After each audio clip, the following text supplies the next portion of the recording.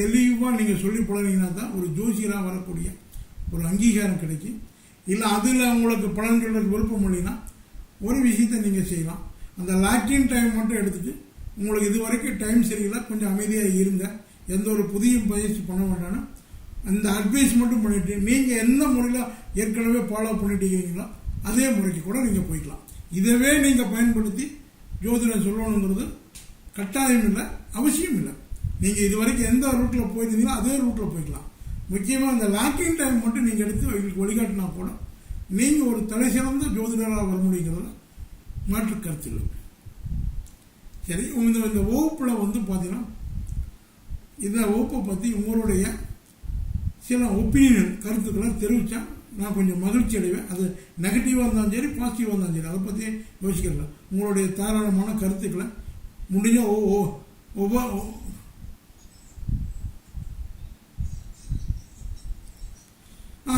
அதான் ஏற்கனவே நான் உங்களுக்கு லாஜிக்காக சொல்லி கொடுத்துருந்தாலும் அதை நீங்கள் பயன்படுத்தினாவே போதும்.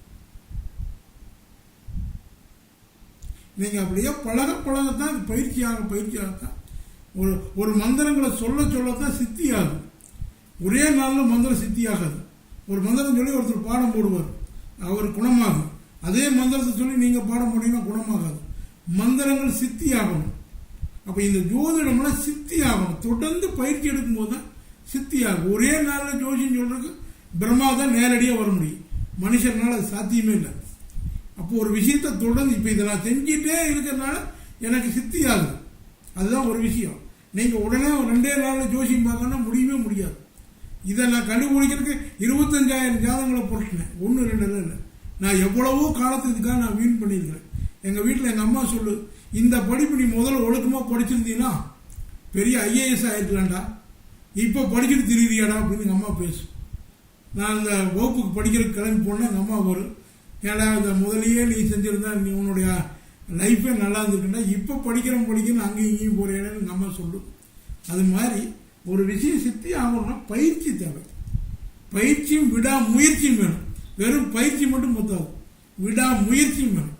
தொடர்ந்து போராடணும். இந்த கணிதத்தை கண்டுபிடிக்கிறதுக்கு எத்தனையோ பேப்பர் நான் கிழிச்சு எரிஞ்சிருப்பேன். கொஞ்சம் நஞ்சமுன்னால நீங்கள் பார்த்தீங்கன்னா நோட்டை பார்த்தீங்கன்னா பயந்துக்குவீங்க. என்ற ரூட்டில் வீட்டில் அடுக்கி வச்சுக்கிறேன்.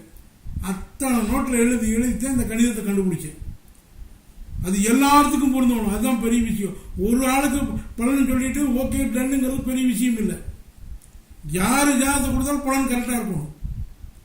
அப்போ அதுக்கு எவ்வளவு உழைப்பை தரணும், எவ்வளவு யோசிச்சிருக்கணும், எவ்வளவு கணித முறை நான் மேற்கொண்டிருக்கணும், அதை சாஃப்ட்வேராக வடிவமைச்சு அது கரெக்டாக வரணுங்கிறதுக்காக எவ்வளவு தூரம் நாங்கள் எத்தனை தடவை அந்த கணக்கு போட்டு அந்த என் தங்கச்சி வந்தால் சாஃப்ட்வேர் இன்ஜினியர், அவங்கள்ட்ட எத்தனை தடவை நான் அதை சொல்லியிருப்பேன் தெரியுமா? அது எனக்கு தான் தெரியும். நீங்கள் ரொம்ப சாதாரணமாக அதை நினைக்கலாம். உங்களுக்கு வெறும் ஒரு நாள் ஒரு 500 ரூபாயில் பார்த்தீங்கன்னா ஒரு வகுப்பும் ஒரு சாஃப்ட்வேரும் உங்களுக்கு கிடைக்குன்னா அதெல்லாம் நீங்கள்லாம் செஞ்ச ஒரு புண்ணியத்தினால எவ்வளவோ நாள் இதுக்காக நான் உழைப்பு தியாகம் பண்ணியிருப்பேன். சரிங்களா? இன்னைக்கெல்லாம் ஒரு நல்ல விஷயங்கள் மக்கள்கிட்ட போய் சேர்றதில்லைங்கிறதுல மாற்று கருத்தே இல்லை. அது அவங்க என்னங்க அவங்க கொடுப்போம், இதெல்லாம் அவங்க கொடுப்பனதான். இது எல்லாரும் ஜோசியத்தை படிச்சுட்டு சொல்லிடலாம் முடியாது. எல்லாருக்கும் ஒரே டீச்சர் தான் பாடம் எடுக்கிறாங்க. ஒருத்தர் 100க்கு 98 வாங்குறேன், அதே ஒரு மாணவன் 21 தான் வாங்குறேன். அவனுக்கு தனியாக சொல்லித்தரதில்லை, எல்லாருக்கும் சொல்றாங்க. அதுவும் கர்ம வினைன்னு பேர். அவங்களுக்கு அந்த ஜோதிடம் பார்த்து பலன் சொல்லி 2 பணம் பெறணும்னு ஒரு விதி இருந்தால் தான் நமக்கு சக்சஸ் ஆகும். சும்மா நான் படிச்சுட்டு நீங்க சொன்னால பொய்யா. ஜாதகம் இதுல இன்னொரு நகைச்சுவையா நான் சொல்லுவேன். என்ன அப்படின்னு பார்த்தீங்கன்னா, இலவசமா ஜோசியம் சொன்னீங்கன்னா படிக்கு, ஆபீஸ் போட்டு உட்காந்து சொன்னீங்கன்னா படிக்காது.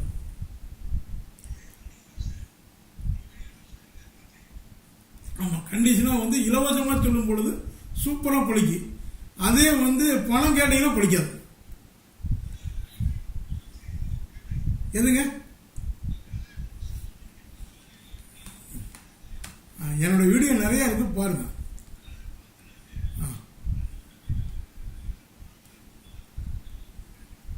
Okay okay.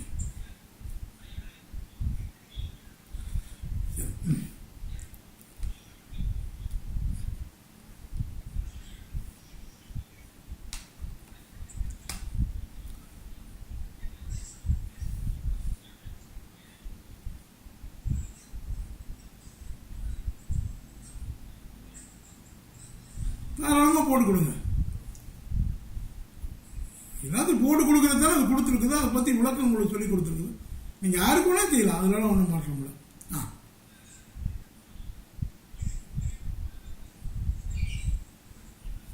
ஆமாம், அது தீச்சை வாங்கிட்டு செஞ்சீங்கன்னா சக்ஸஸ். தீச்சை அப்படின்னா வேற ஒன்றும் இல்லைங்க, ஒருத்தருடைய ஆசீர்வாதத்தை பட்டுட்டு வாங்குறதுக்கு பேர் தான் தீச்சை. அதாவது இந்த கலையை யார் உருவாக்குனாங்களோ அவங்களுடைய அனுமதி பெறதுக்கு பேர் தான் தீச்சை.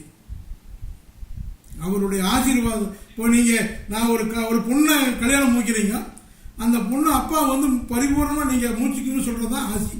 அவருக்கு தெரியாமல் கூட்டிகிட்டு போனால் தப்புல. அது மாதிரி அவருடைய ஆசீர்வாதத்தை வாங்கிட்டு பண்ணுறதா தீச்சைன்னு பேர்.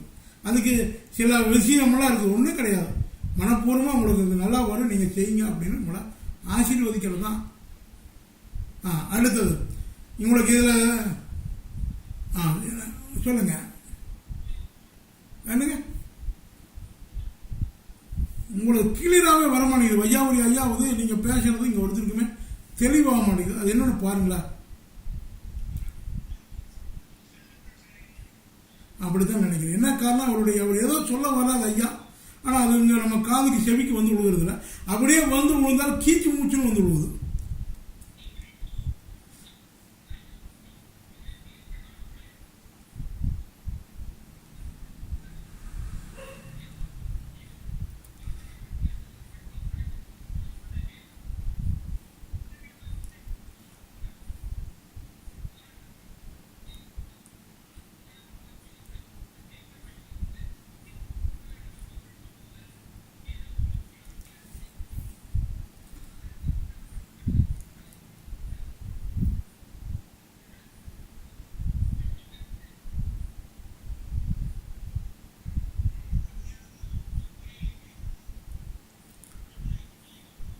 ஐயா வையாபுரி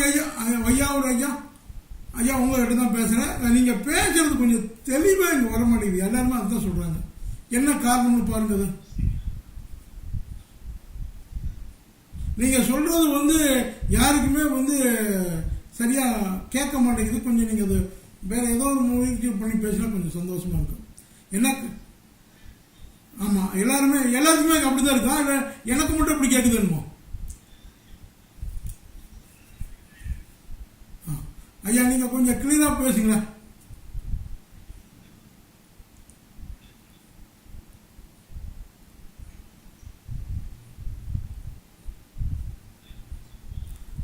வணக்கம், இருங்க. வையாபுரி ஐயா தான் பேசுகிறாரு, நம்ம பேசுவோம், ஒன்றும் பிரச்சனை இல்லை, பேசலாம். அவர் பேசி முடிக்கட்டும்.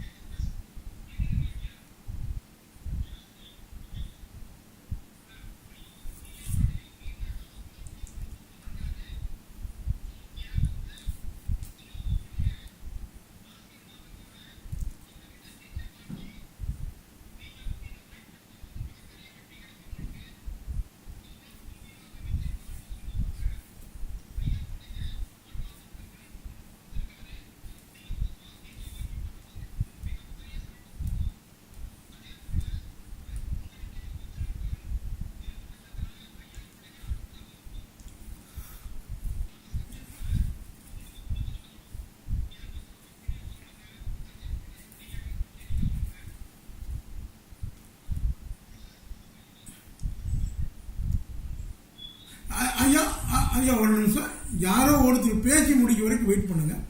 ஒவ்வொருத்தருடைய கருத்துக்களை நான் கேட்கணும்னு ஆசைப்படுறேன். நீங்கள் ஒவ்வொருத்தரும் வரிசையாக தொடர்ந்து ஒரே மாதிரி நீங்கள் பேச வேண்டாம். ஒருத்தர் முடிச்ச வரும், இன்னொருத்தர் பேசுங்க. யாரோ ஒருத்தர் பேசுங்க, அடுத்து அவர் முடிச்ச வரும், அடுத்து பேசுங்க.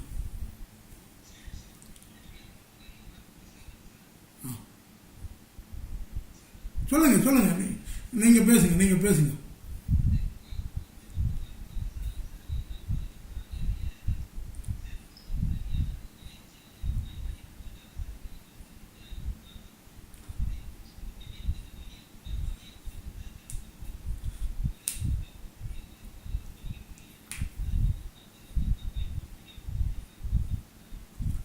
சரி, அதுவும்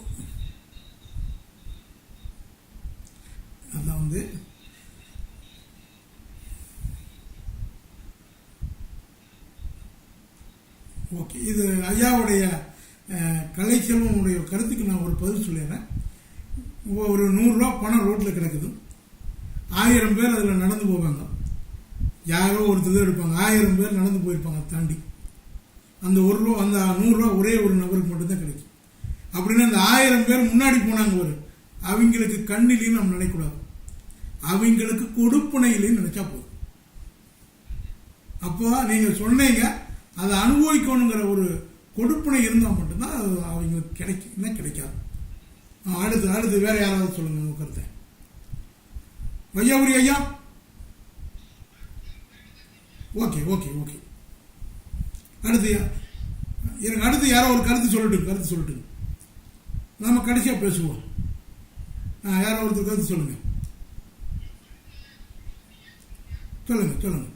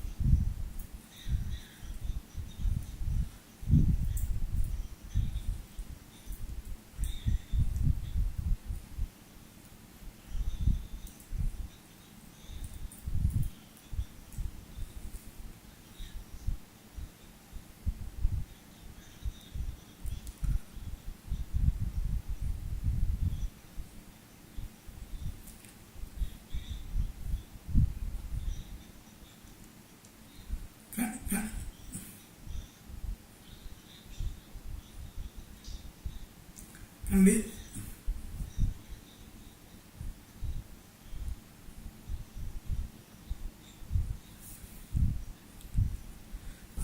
பழனி ஐயாவுக்கு என் மனமார்ந்த வாழ்த்துக்களும், அவர் இந்த ஜோதிடத்துறையில் நல்லா மென்மேலும் வளர என் ஆசையும். அடுத்தது யாரும் பேச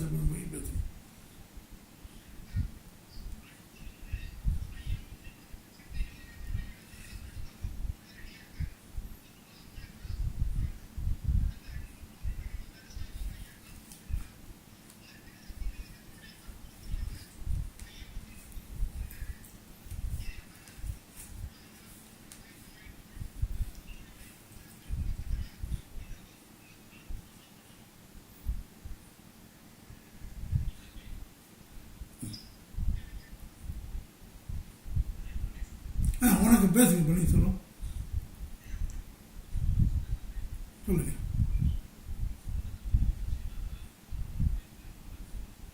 எஸ்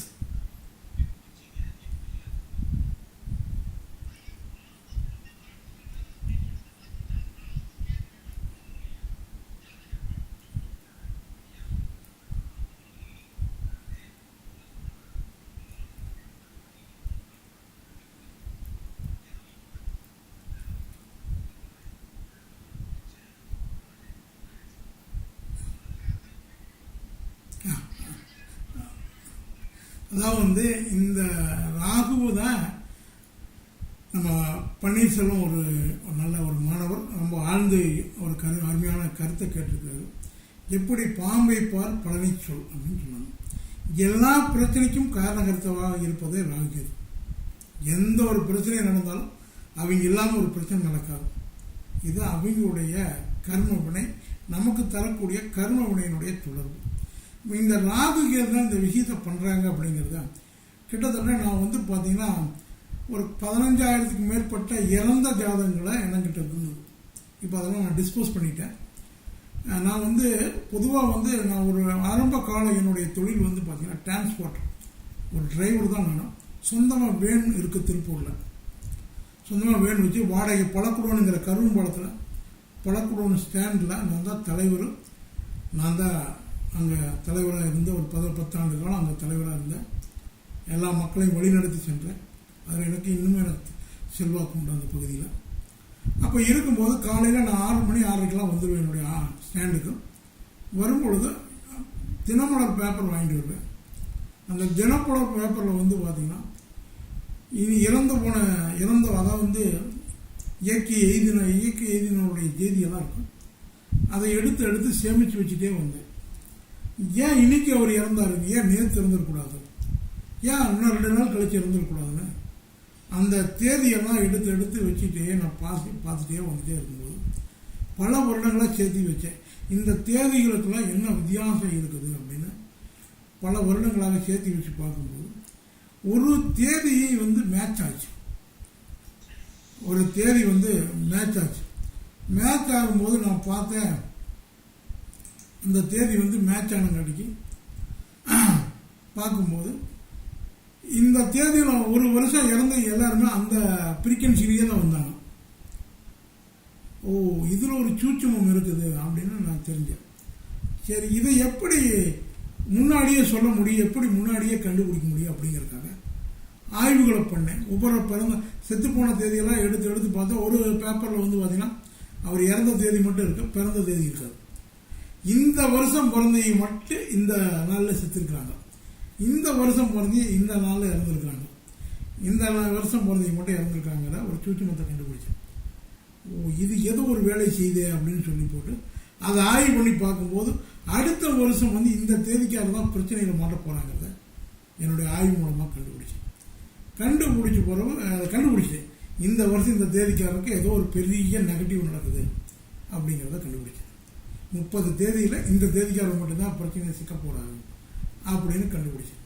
அப்படி கண்டுபிடிச்சிட்டு இதை எப்படி ஜாதகத்தோடு இணைக்கலாம் அப்படின்னு பார்க்கும்போது இறந்து போனையுடைய ஜாதகங்களெல்லாம் தேடி அலையிருக்காரு. ஏன்னா அதில் வந்து இயற்கை எய்தினார் மட்டும் போட்டிருப்பாங்களே தவிர பிறந்த தேதி மறைவு, அதாவது பிறந்த தேதி மறைந்த தேதி, இந்த 2 தேதி தான் இருக்கும். தோற்றம் மறைவுன்னு போடுவாங்க. ஒவ்வொருத்தரும் ஒரு ஸ்டைலில் போடுவாங்க. மலர்ந்தது உதிர்ந்தது இப்படியெல்லாம் ஒவ்வொருத்தரும் ஒரு ஸ்டைலில் போடுவாங்க. ஆனால் டைம் இருக்காது. அப்போ நம்ம சொந்த பந்தத்துக்குள்ள இறந்து போன ஜாதகங்களெல்லாம் தேர்ந்தெடுத்து துலாவரக்காரன் பண்ணேன். இப்படி நிறையா ஜாதகங்களை பார்க்கும்போது இறந்து போனவங்களுக்கு அத்தனை பேர்த்துக்குமே வந்து பார்த்தீங்கன்னா 2ஆம் பாவம் 8ஆம் பாவம் தான் இயங்கிட்டு இருக்கும். அந்த சூட்சமத்தை வச்சு தான் இந்த சாஃப்ட்வேரை கணிதத்தை வந்து மென்மேலும் ஆராய்ச்சி பண்ணி இந்த லாக்கிங் பீரியட் அப்படிங்கிறத கண்டுபிடிச்சேன். அது அப்புறம் லாக்கிங் பீரியட் கண்டுபிடிச்ச பிறகு சரி இதோட ஜோசியத்தை விடக்கூடாது, இன்னும் வேற என்ன கொடுக்க முடியும்னு நிறைய ஆய்வு பண்ணும்போது எந்த பாவம் செயல்பாட்டில் இருக்குங்கிறத கண்டுபிடிச்சேன். இன்னும் ஒரு சில விஷயங்களை ஆய்வு பண்ணிட்டு இருக்கிறேன். விரைவில் இந்த 2026 இன்னும் ஒரு மிகப்பெரிய ஒரு அற்புதமான விஷயத்தை உங்களுக்கெல்லாம் தர தயாராக இருக்கு. அது கடவுளும் எனக்கு கொடுப்பனை தரணும், அதுக்கு இறைவனுடைய ஆசீர்வாதம் வேணும். ஒரு முக்கியமான விஷயத்தை ஆய்வு பண்ணியிருக்கேன். அது கிடைச்சுன்னா இன்னும் பிரமாதமாக மக்களுக்கு ரொம்ப ஈஸியாக பலன், அதாவது ஜோதிடருக்கு ஈஸியாக பலன் சொல்லக்கூடிய ஒரு வாய்ப்பு கிடைக்கும். அதுக்கான முயற்சியை பல மடங்கு நான் செஞ்சுட்டு இருக்கிறேன். அது கண்டிஷனாக வாழ்நாள் இறுதிக்குள்ளே ஜெயிப்பேன் அப்படிங்கிற பெரிய நம்பிக்கையோட பயணம் பண்ணி கொண்டு இருக்கிறேன். வேணா செல்வம் உங்களுக்கு கிளியரா? Okay, thank you.